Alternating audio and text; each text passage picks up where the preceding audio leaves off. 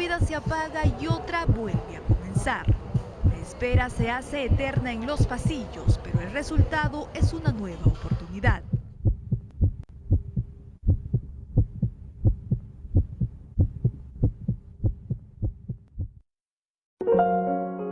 Una vida totalmente diferente empieza, no solo para quienes recibieron un trasplante, también para quienes tomaron la decisión de donar.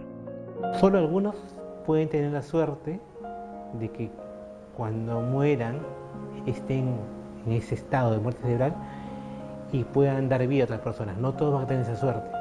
La mayoría podemos morir y no vamos a dejar nada más en ese momento. El camino no es fácil, menos aún en un país donde la tasa de donación sigue siendo mínima. Siempre pensamos a veces de forma egoísta y decimos en el DNI no. Y no hablamos con el familiar del tema, porque creemos que eso nunca va a suceder, hasta que nos pase y recién decimos por qué no hemos hecho más, ¿no? El número de pacientes en lista de espera no disminuye. La situación se complica en medio de una pandemia.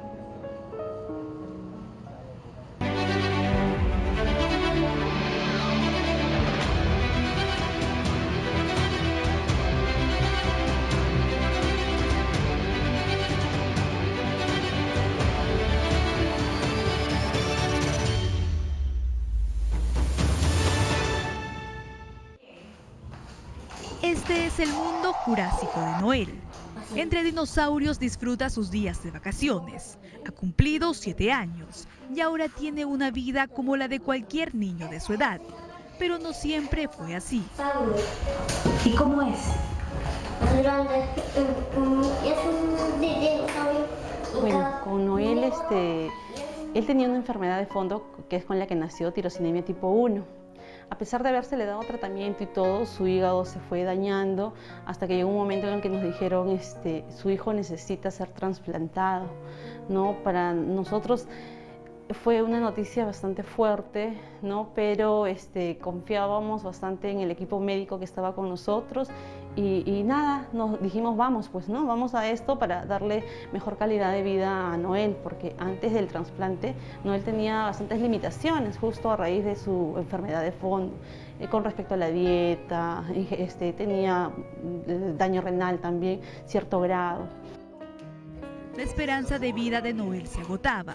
Su salud llegó a complicarse hasta el punto de vivir una pesadilla. Esta enfermedad afecta a todos los órganos y sobre todo el hígado. Hace cirrosis, hace cáncer, hace insuficiencia renal, una serie de enfermedades. Cuando lo conocimos a Noel en el 2017, él ya llevaba 2 años luchando con esta enfermedad, ya estaba por cumplir 3 añitos.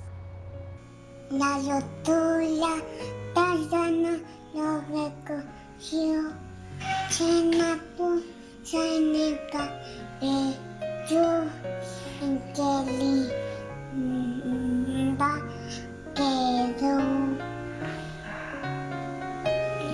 Besos, doctora. Besos, doctora. Y lo conocimos empezando un cáncer de hígado, con una falla renal, falla hepática, tenía problemas hasta en los huesos porque de solo tocarlo se fracturaba fácilmente los huesitos. Entonces el problema que él tenía era sistémico y era bastante deteriorado. Al cumplir los 2 años y 8 meses, la posibilidad de un trasplante llegó. Ana, su madre, se preparaba para darle parte de su hígado, pero un pequeño héroe llegaría para darle una nueva oportunidad de vivir. Que los papás también tenían un único hijo de la edad de Noel y era un niño totalmente sano. En las fiestas de carnavales, porque fue ahí cuando falleció, el niño sufre un accidente al cruzar la avenida y un carro lo atropella delante de sus padres. O sea, a veces uno no mide los accidentes, uno está caminando por la calle y pasa alguien, sufre un TEC severo y fallece. Los padres, uno de ellos, entendidos del sistema de salud, dice, si mi hijo puede donar. Era en provincia, no era en Lima. No habíamos viajado todavía en provincia para niños. Teníamos ya a Noel y nos comunican acerca de que estos padres, con todo el dolor que ya habían sufrido y el trauma, querían donar. Con la decisión de donar, la alerta se activó. No se podía perder ni un solo segundo.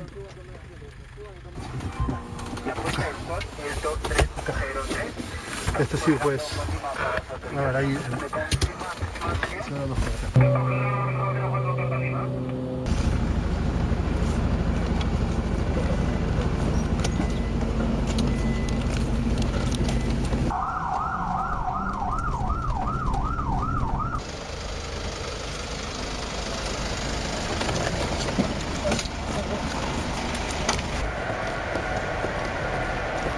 Y un miércoles nos llama la doctora Bedregal, nos dice, señora, ¿cómo está Noel?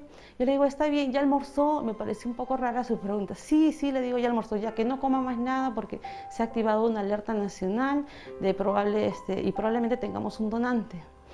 Fue como que, ¿no? Los planes estaban de esta forma y ahora iba a ser con un donante cadavérico. Igual dijimos todo en manos de Dios, con mi esposo somos bastante católicos, todo en manos de Dios. La doctora al rato nos dice, ya aliste, ya teníamos todo listo. Ya aliste y vénganse para el hospital. Nos fuimos con mi hijito, mi esposo, y ni bien entramos al hospital era como que de película porque nunca habíamos vivido eso ni habíamos escuchado sobre ello, ¿no?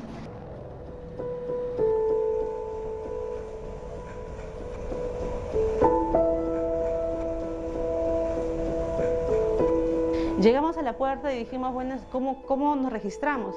La doctora nos dijo, solo ingresen y digan que es Noel Gómez. Y comenzaron a perifonearse entre todos ellos, o sea, era como que una logística wow, ¿no?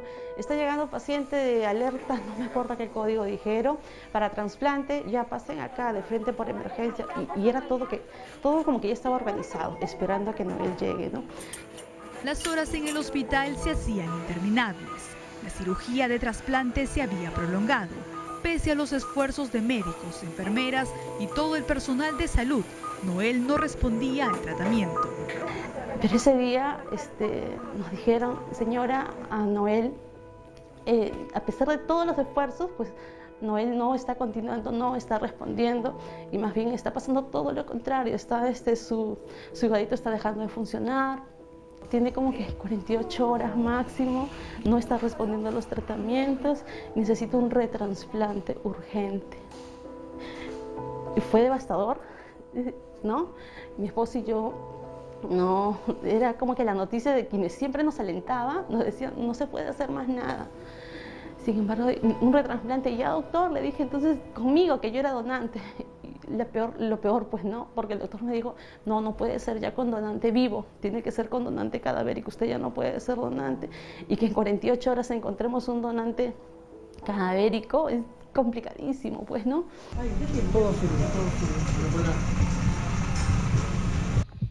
Las posibilidades de vida se agotaban para él nuevamente. A su familia solo le quedaba aferrarse a lo único que tenía, su fe.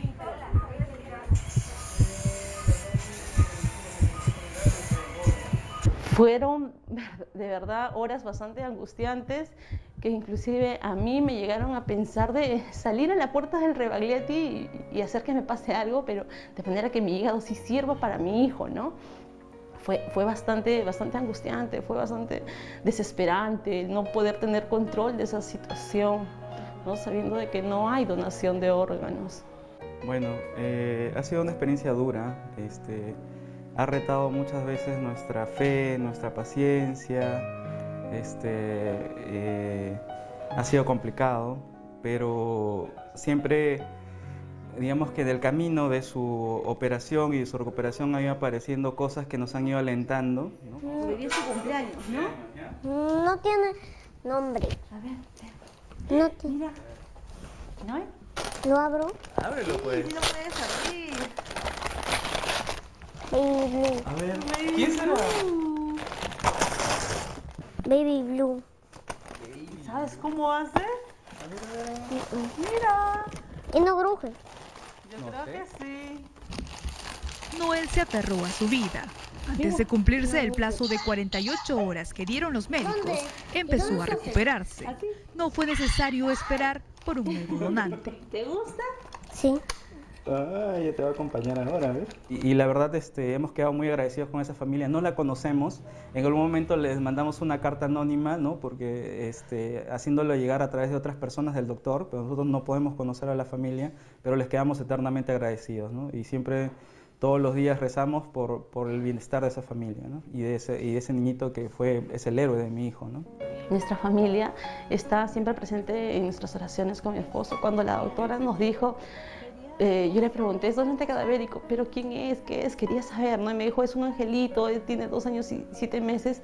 Me puse en el lugar de la mamá. No podía dejar de pensar en la mamita, de haber perdido a su hijo y hundida en todo ese dolor, haber tomado la decisión de donar el órgano de su hijito, ¿no? Entonces, a la señora, al señor, a su familia, agradecerles. Mi familia estará eternamente agradecido con ellos, ¿no? Estará eternamente agradecido con ellos porque gracias a su hijito y a la decisión que ellos tomaron, esa decisión tan difícil de desprenderse de su hijito, ¿no? Del cuerpecito de su hijito, mi hijo Noel está vivo, ¿no? Noel puede disfrutar de la vida y decirles que su pequeñito vive en mi hijo, porque es así. Ese angelito, como lo llamamos, vive en Noel, ¿no?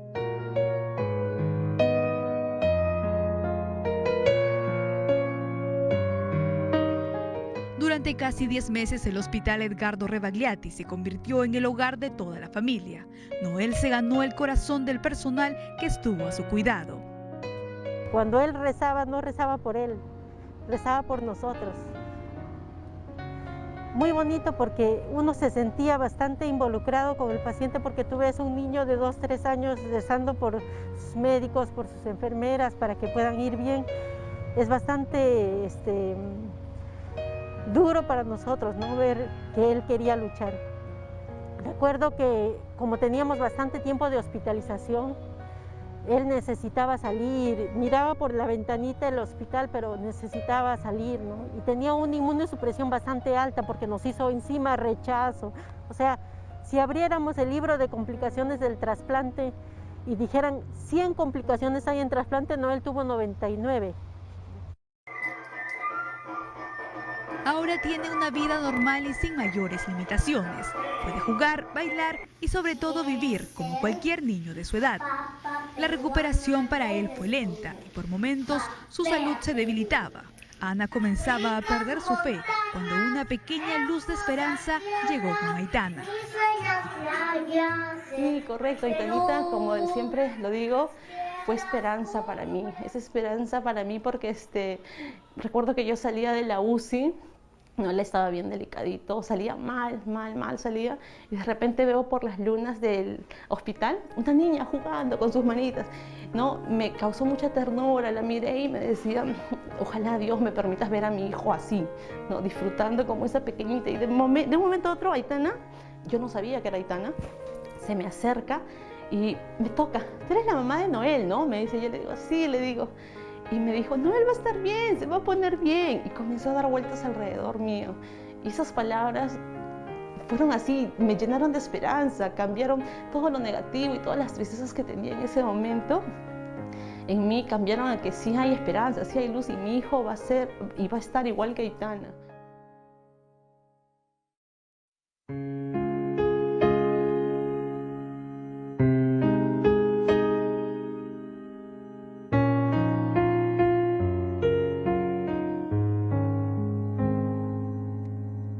Hasta los 3 años de edad, Aitana tenía una infancia normal y tranquila.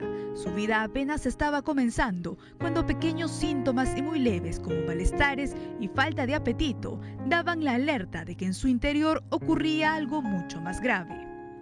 Una falla hepática aguda ponía en riesgo su vida. Su hígado estaba muy deteriorado. Era urgente un trasplante. Y nos dijeron que si en 48 horas o en 2 días la niña no podía ser operada, pues lamentablemente iba a ser fatal, ¿no? para nosotros, tanto mi esposo como para mí. Entonces nos propusieron también al mismo tiempo el tema de la donación de órganos con donante vivo. Y la verdad que en ese momento nosotros estábamos muy nerviosos, ¿no? ¿de qué nos hablan? ¿Qué cosa es esto? No entendíamos muy bien. Para mí totalmente nuevo el tema de la donación, el tema del trasplante. Y muy difícil, muy duro. Pero bueno, había una esperanza, ¿no? Cecilia y su esposo no lo dudaron. Tras las evaluaciones, ella resultó compatible con su pequeña. La decisión fue rápida, no había mucho tiempo. La operación duró 13 horas. Era la primera vez que realizaban este tipo de trasplante pediátrico con donante vivo en el Hospital Edgardo Rebagliati. Gracias a Dios evolucionó bien. Los niños se recuperan bastante rápido y ella se levantó, ¿no? Se recuperó muy bien, en el hospital estaba muy bien. La verdad fue empezar de nuevo también, porque cuando ella salió de la operación, que estaba muy activa, ya muy normal, también es cierto de que ella necesitó nuevamente aprender a moverse, ¿no? Aprender a caminar, porque ya no tenía mucha fuerza, entonces había que ayudarla para comer y todo esto, ¿no? Han pasado más de 4 años. Aitana lleva una vida diferente. Le gusta mucho jugar, los libros y la música. Pues lo que toda una vida hace, tomo desayuno, me cambio y después hago todo lo demás de diario y después pues juego o salgo a montar bici o bueno, también tengo clases de piano y también voy a tener clases de guitarra porque pues quiero tener clases de guitarra. 2 por 10, chocolatito calientito, 2 por 10. La manera más fácil de hacer esto era, ¿cómo era? Tienes que sacar el dedo, poner el otro que tiene que tocar para que sea más fácil y no te confundas. Poco a poco tuvo que adaptarse tras su operación. Lo hizo con la ayuda de su familia, con quienes comparte cada minuto de esta nueva etapa de su vida sin ninguna enfermedad.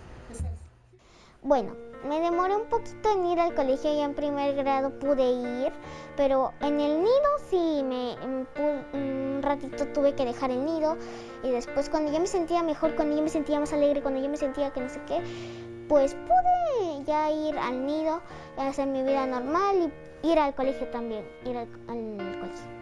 A primer grado, a segundo grado, ya voy a tercer grado, así que ya voy a poder hacer todo normal.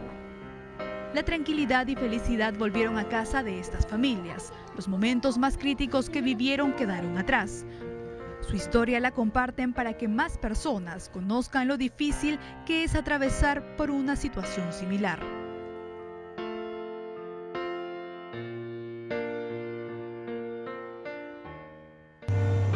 Hasta 10 vidas pueden ser salvadas con un solo donante, con un solo héroe que tendrá la posibilidad de dar una nueva y mejor oportunidad.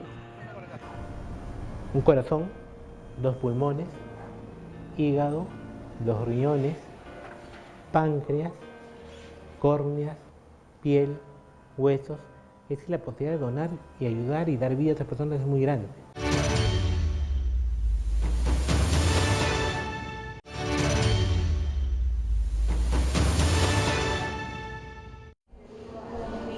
Perú es uno de los países donde la tasa de donación de órganos sigue siendo baja.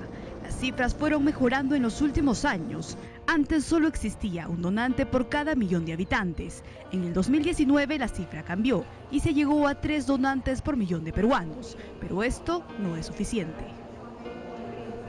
En los últimos años en la región, la tasa de donantes antes de la era COVID, antes de la pandemia, fluctuaba entre 12 a 10 donantes por 1.000.000 de habitantes.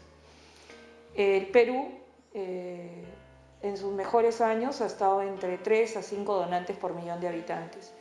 El año 2019 fue un buen año trasplantador. Se logró una tasa cerramos el año con 3 donantes por 1.000.000 de habitantes, a pesar de que la problemática sigue siendo la misma, una baja tasa de donantes. Logramos en el 2019 realizar 533 trasplantes con estos 91 donantes que se lograron. Por desconfianza, miedo o desinformación, existen diversos motivos por los que una familia rechaza la donación. Uno de los más frecuentes es la confusión entre una muerte encefálica y el estado de coma. Una persona, para ser donante, está en muerte encefálica, es el nombre correcto, pero todos lo conocemos como muerte cerebral. No es el estado de coma, hay que tener bien claro esto. El coma es un deterioro de las funciones neurológicas severo, pero que todavía hay funcionamiento cerebral, que se puede recuperar.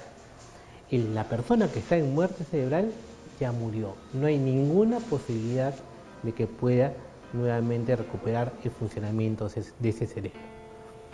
Eso implica que hay que reconocer algo importante. Una persona muere cuando muere el cerebro. Es la única forma de morir, no hay otra. Hasta 10 vidas pueden ser salvadas con un solo donante, con un solo héroe que tendrá la posibilidad de dar una nueva y mejor oportunidad. Un corazón, 2 pulmones, hígado, 2 riñones, páncreas, córneas, piel, huesos. Es decir, la posibilidad de donar y ayudar y dar vida a otras personas es muy grande. Zoila Calderón lleva 20 años trabajando en Procura de Salud. Parte de su labor consiste en conversar con las familias de quienes tienen muerte encefálica y explicarles que su dolor por la pérdida pueden convertirlo en un acto de heroísmo. Por eso es que nosotros interrumpimos su dolor en un momento tan difícil, ¿no? Entonces, y cuando han donado, las familias después se ven recuperadas, las familias de los donantes. Digamos, una parte muy, muy importante es ayudar, porque si en vida ayudar da satisfacción, imagínense que después, hasta después de muerto, yo siga ayudando, ¿no? Es algo grandioso, de verdad. Ella ha sido testigo del resultado de lo que llama un acto de amor. Me recuerdo que me fui al hospital Almenara y así los primeros casos, entonces digo, ¿cómo se ve? Estaba mirando por la vitrina al pacientito. Entonces, yo no pensaba que me estaba viendo, ¿no? O sea, porque me acerqué así y ya estaba, incluso ya, digamos, sacándose ya creo que estaba todavía con respirador, pero estaba despierto. Y yo veía que el paciente, su manita movía debajo de la cubrecama, ¿no? Movía su manito y logró sacar su mano y me hizo así. Al siguiente día un trasplantado de hígado. Me hizo así, yo empecé a llorar. O sea, muchos sentimientos, lloré de alegría, ¿no? Y cuando también incluso niños, o de cualquier edad, ¿no? Pero los niños de verdad que a mí me conmueven mucho. Hasta 100 profesionales de la salud hay detrás de un trasplante. Para ellos, cada segundo cuenta desde que un paciente es diagnosticado. Aunque muchos de los casos tienen resultados exitosos, también se enfrentan a más de una dificultad en el camino. Un trasplante no es una cirugía pequeña, es una cirugía grande, con muchas horas de tiempo quirúrgico, con muchos procedimientos en los cuales algunas cosas pueden ir saliendo no como uno quisiera.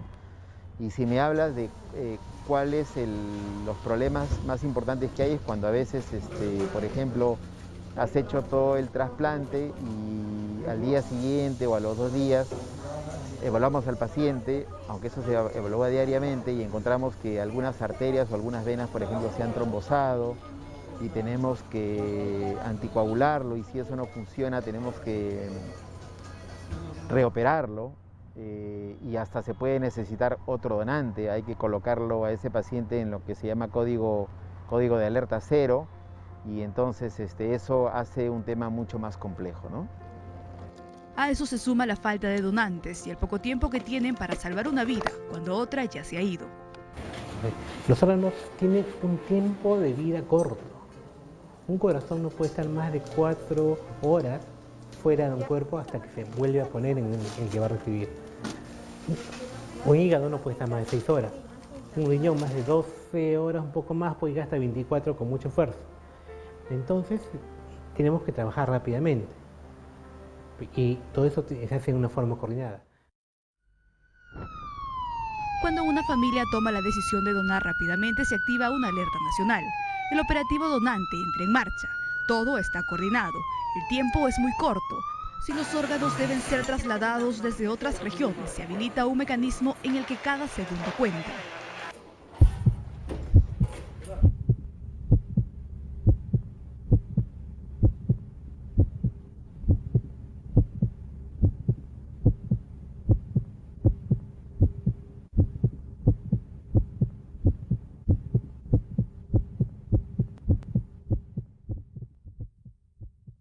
Se inicia en el hospital generador, donde los equipos de evaluación, o los llamados equipos extractores, viajan a este hospital, ¿no? Por ejemplo, si este donante es de corazón, viaja un equipo de corazón. Si este donante va a donar hígado, viaja el equipo extractor de hígado, ¿no? De Lima, sobre todo donde están la mayoría de los especialistas, viajan a la ciudad donde se originó el donante. Y como el traslado tiene que ser pronto, entonces se coordina para que estos vuelos aéreos vayan en los tiempos más cortos.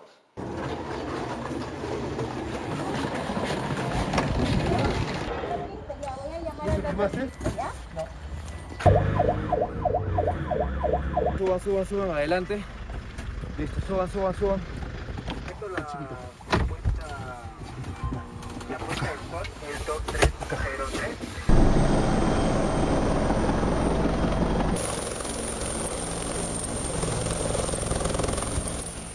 Se coordina también para que en sala de operaciones, donde está este donante, en los tiempos que se necesite, que se requiere, para que pueda retornar los profesionales cirujanos transportando los órganos ya que son extraídos. Entonces, si por ejemplo el operativo es a las 3 de la tarde y la cirugía dura 2 horas o 3 horas, debería estar a las 6 de la tarde el vuelo para que inmediatamente retorne a la ciudad de Lima, donde están los hospitales trasplantadores, y conjuntamente coordinando con los especialistas de los hospitales trasplantadores que ya están listos para recibir los órganos estos pacientes. Ellos ya están listos en sala de operaciones en tanto llega el equipo extractor con los órganos.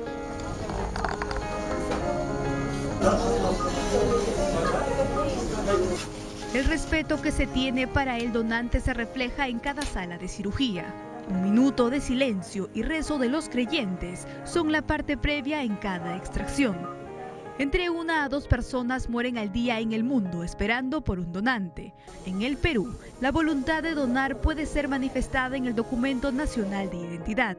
Muchos decidieron que no, otros no fueron consultados, y el sí de quienes tienen la convicción de hacerlo no es suficiente. Será la familia quien finalmente tome la última decisión. Solo con la permanente comunicación sobre la importancia de la donación y dejando atrás los mitos, se podrán salvar más vidas.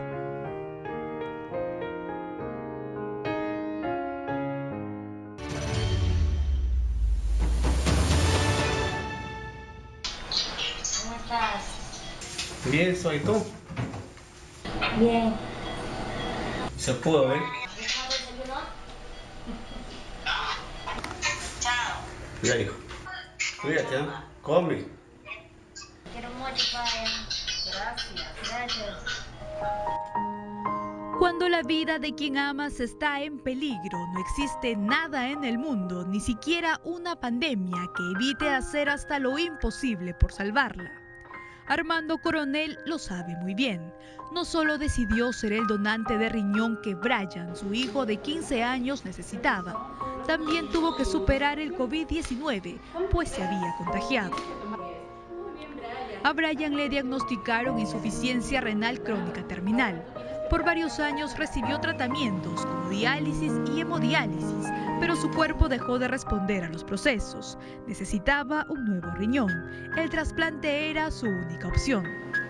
La intervención que logró salvar su vida estuvo a cargo de un equipo multidisciplinario del Instituto Nacional de Salud del Niño de San Borja. Fue una cirugía de alta complejidad que duró alrededor de 9 horas y se convirtió en el primer trasplante renal que se hizo durante la pandemia en este hospital. he sido trasplantado el 21 de noviembre del 2020. Mi papá fue el donante vivo. Agradezco a todo el equipo de trasplante renal por cumplirme este sueño que llevo esperando casi 1 año y medio. Gracias a todos. Brian cumplió su sueño.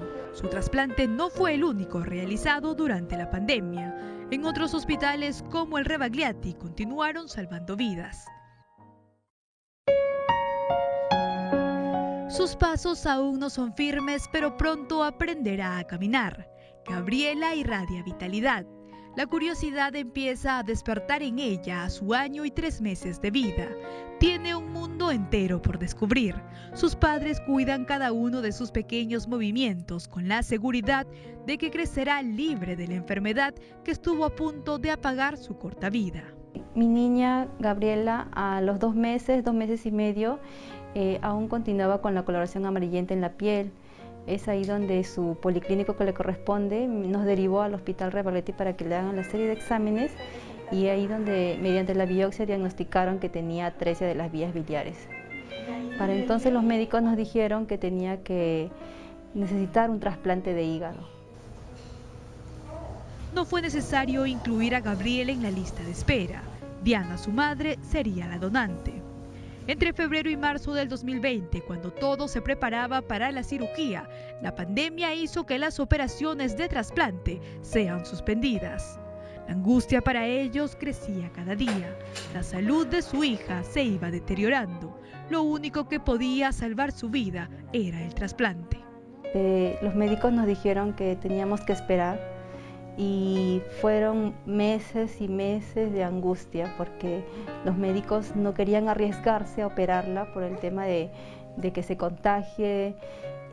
Los hospitales estaban eran áreas COVID, y era una situación muy difícil para mí y mi esposo porque no sabíamos qué hacer ya en esa situación, y mi niña se ponía cada vez más decaída, y los médicos solo nos daban soporte hasta que implementaran una área limpia para operarla, pero para entonces sí esperamos mucho tiempo.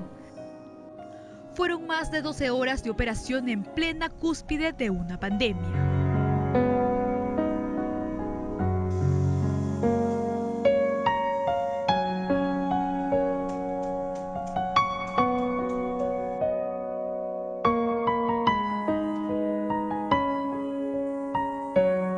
Fue bastante difícil porque para poder hacer la cirugía todos nos hacemos también estudios para poder operar y estar en contacto con la paciente sin estar contagiados, ¿no? Y varios de nosotros no pudimos participar porque justo por esa época nos habíamos contagiado, entonces estábamos menos. Las dificultades no amilanaron la determinación y perseverancia de todo el personal de salud que participó en esta cirugía. Cumpliendo con todas las medidas al milímetro, demostraron que podían seguir salvando vidas, entre ellas las que apenas estaban comenzando. Mi recuperación con los medicamentos, reposo, muy bien, yo lo tomé. Para mi niña estuvo casi 15 días todavía en el área de posoperada, estaba hospitalizada en UCI y yo no podía verla. Mientras tanto mi esposo solo iba a verla. Hasta que yo me recuperé después de los 15 días pude verla y los médicos me decían que la niña había respondido muy bien al trasplante, era una niña muy activa, me dijo, su color también había bajado bastante, ya era una tez clara, ya no era amarillita y ella muy bien, yo feliz al verla. Y para que mi niña es una niña activa, alegre, curiosa, como una niña como todas. Por su vulnerabilidad, pacientes como Gabriela no podían permanecer por mucho tiempo en el hospital. Los contagios por coronavirus iban en aumento. Los trasplantes se redujeron significativamente. Hemos cerrado el 2020 con casi 150 trasplantes. Es decir, 350 trasplantes menos que un año promedio. Y por razones lógicas, porque tuvimos que ceder áreas de los distintos servicios para atender los casos COVID, ¿no? Normalmente un trasplante, por ejemplo, necesita, luego de la cirugía, pasar a una UCI. Y las UCIs son un elemento importante dentro de una pandemia, ¿no? Vemos hoy cómo las UCIs en el país cada vez se hacen más deficientes. Solo en E-Salud, la cifra de pacientes que esperan por un órgano que les dará una nueva oportunidad sigue siendo elevada. Hoy hay más de 3.000 personas que están en lista de espera en el país. No solamente 3.000 personas que anhelan, digamos, tienen una esperanza, ganas de salvar sus vidas, sino sus familias atrás que lloran y rezan día a día porque un milagro suceda. Hasta los 6 años de edad, Camila tuvo una vida normal. Nada hacía sospechar que en su interior avanzaba una insuficiencia renal crónica que le harían decaer de un momento a otro. En el año 2018 se puso mal, no quería comer y le llevé a un médico pediatra en este caso y me indicó que tenía anemia. Le empezaron a dar suplementos vitamínicos, así pasó el tiempo y para abril del año 2018 se puso mal en este caso, ¿no? En una tarde convulsionó y le llevamos a E-Salud, en este caso en Cusco, de emergencia. Y ahí es donde nos indican que tenía prácticamente insuficiencia renal crónica y que sus 2 riñones no funcionaban ya. La vida de Liliana y toda su familia cambiaría en ese momento de manera radical a causa de esta noticia. Tenían que hacer hasta lo imposible. Dejaron su natal Cusco y llegaron hasta Lima en busca del trasplante que le devolvería a Camila la vitalidad y energía que tenía. Bueno, fue la peor noticia creo que hemos recibido, ¿no? Para nadie es fácil de que te digan que tu niña de la noche a la mañana necesita un trasplante renal y que va a dializarse y que esa misma tarde entraba a cirugía para que le pongan un catéter. Fue la peor noticia que habíamos recibido. A su corta edad, Camila tampoco podía entender bien lo que pasaba con ella y la enfermedad que padecía. Para Camila es una niña y ha sido un poco difícil, ¿no?, de que asuma ella, en este caso su enfermedad. No ha sido nada fácil porque inicialmente ella se deprimía, lloraba, en algunos momentos hasta indicaba que ya no quería vivir, ¿no? Nos indicaba así, nos decía muchas cosas que teníamos que superar junto con ella, ¿no? En medio de la angustia y preocupación, una luz de esperanza se abrió paso. Los exámenes revelaron que Liliana era compatible con su hija y podía donarle un riñón. Pero cuando nos dijeron ya que vamos a hacer la cirugía, de verdad que tuve miedo, ¿no? Pero también la felicidad al verla a mi hija, ¿no?, feliz de que ella va a recibir el riñón, también fue gratificante.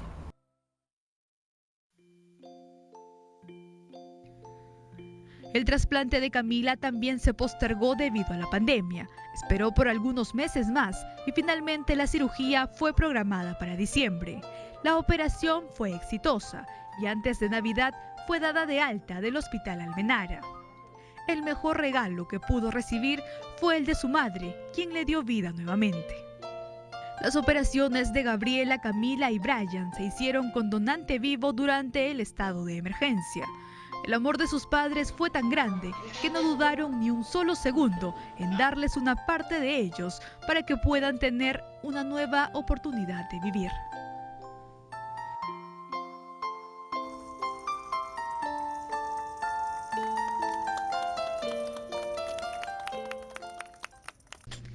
$620,000 unidades de sangre se necesitan por año en el Perú. En un país con más de 32 millones de habitantes, aún resulta difícil llegar a esa cantidad. El motivo, la falta de cultura de donación. Han aprendido que un varón puede donar 4 veces al año, una mujer puede donar 3 veces al año. Han aprendido que una persona que dona estimula la formación de sangre, ha aprendido que se hace un despistaje y se le descarta hepatitis, HIV, Chagas, HTLV. Es decir, es una donación gratis, como se puede decir.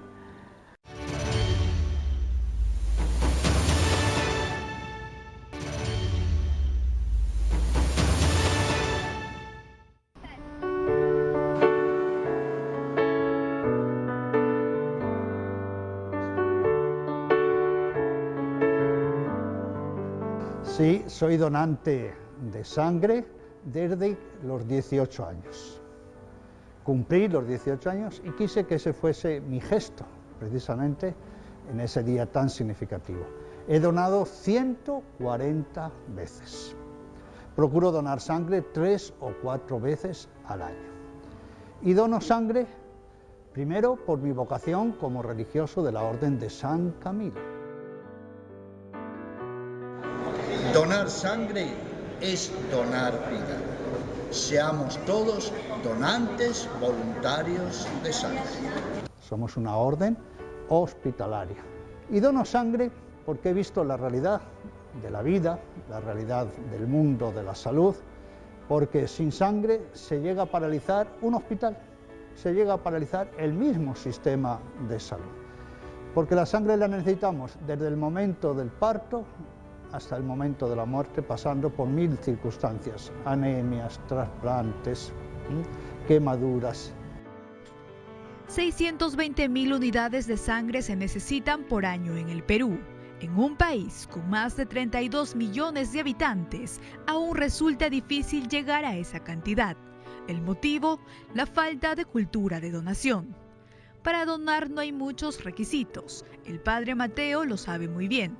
Tiene 60 años y su sangre corre por las venas de cientos de personas a quienes ayudó en diversos países. Donar sangre es muy saludable. Gracias a Dios, no he tomado un medicamento en mi vida y tengo 60 años. ¿Y por qué hace muy bien a tantas personas que la necesitan? Por tantas circunstancias. ¿Y por qué nos hace muy bien a nosotros? Primero, porque cuando donamos sangre, aquí está doña Gotita, ella se renueva en nuestro organismo. ¿Qué más hace? Nos equilibra, por ejemplo, el hierro, los niveles de hierro. ¿Qué más? Nos protege incluso de los accidentes cardiovasculares. Cuando donamos sangre, además, nos hacen un pequeño chequeo. Y la persona que dona sangre cuida sus estilos de vida. Entonces, donar sangre es muy saludable, no perjudica en absoluto y todo son ventajas. Y además, la satisfacción espiritual de saber que se está ayudando a tantas personas, desde los niños a todas las edades. Él recuerda que la primera vez que decidió donar fue en el Hospital San Camilo en Barcelona, España. Desde ahí empezó una larga travesía por diferentes países. En cada uno de ellos continuó con su vocación y su acto de amor al prójimo, el donar. Porque necesitamos efectivamente sangre abundante, bien analizada y en previsión. ¿Por qué es tan importante donar sangre y donación voluntaria? Porque tenemos que pensar en las personas que vienen del interior, de otros departamentos, de otras provincias, ¿verdad? Muchos vienen aquí a la capital porque están los centros más especializados. Si necesitan sangre, ¿a quién le van a pedir? Si además tienen esos papás, esas mamás, a su hijo enfermo, en un mundo que no conocen, tan grande como es la ciudad de Lima, ¿a quién van a pedirle sangre? Por tanto, es también tener un gran espíritu de la empatía, un gran espíritu de la compasión. El COVID-19 llegó al Perú y para atender la demanda de pacientes que necesitaban sangre fue necesario cambiar las estrategias. El temor por los contagios de coronavirus evitaba que donantes acudan a los bancos de sangre en los hospitales. En marzo del 2020 se cambiaron los lugares de donación. Unidades colectoras extrahospitalarias recorrían las calles en busca de nuevos donantes. Esta no fue la única estrategia implementada. Por la inmovilización social obligatoria, las personas solo podían salir de sus hogares para actividades esenciales, entre ellas la adquisición de alimentos. Así, los exteriores de los mercados y supermercados se convirtieron en los nuevos bancos de sangre. Ahí teníamos una ventaja. Las personas no podían ir en sus autos, entonces toda la playa de estacionamiento estaban libres.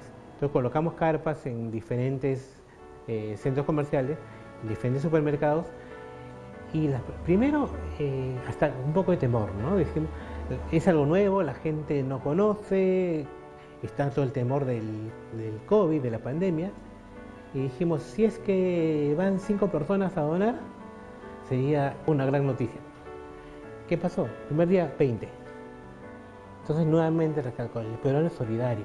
No siempre lo ha demostrado.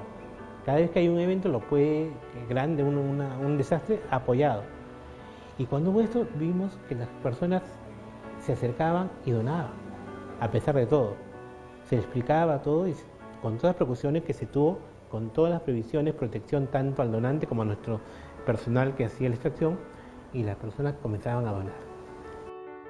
Más de una lección aprendieron quienes se convirtieron en nuevos donantes de sangre en plena pandemia.